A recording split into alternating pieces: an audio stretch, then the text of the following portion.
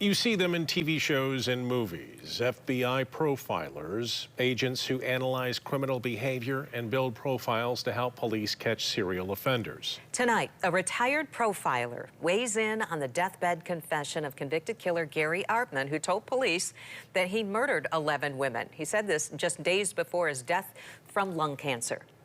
Target 8 investigator Susan Samples took Artman's admissions to a retired member of the FBI's Behavioral Analysis Unit. Susan?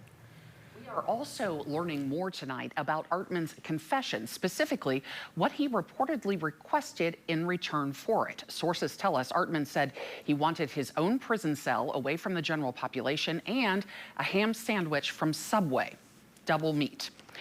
When Artman reached out to prison administration shortly before his death last month, he told them he wanted to talk to detectives about, quote, bodies. And that's where we begin. He described them as the bodies. I want to talk about bodies, which I find is very impersonal. So I don't want to read too much into that, but I find that very impersonal. Retired FBI profiler and podcaster Julia Cowley worked on high-profile serial murder cases like the Golden State Killer. We asked her about Garry Artman's sudden confession after defiant denials. Because you keep looking at me, and I didn't do it. Even at his sentencing for the 1996 murder of Grand Rapids mother of two, Sharon Hammock. Deathbed confessions, it seems kind of cliche, but they do happen. Up to that point, it wasn't going to benefit him.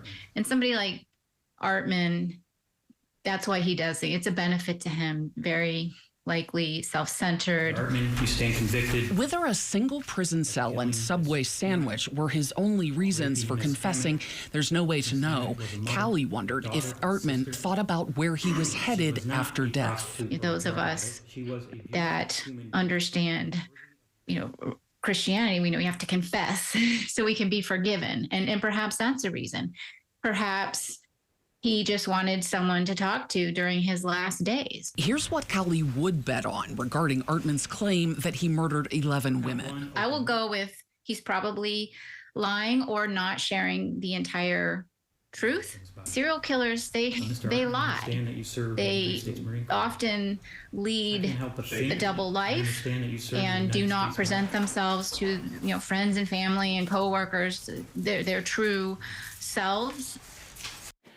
That was just a portion of our conversation. We also talked about victim profiles, how serial killers select their targets, and what she learned from the Golden State Killer and Israel Keys investigations to serial killers.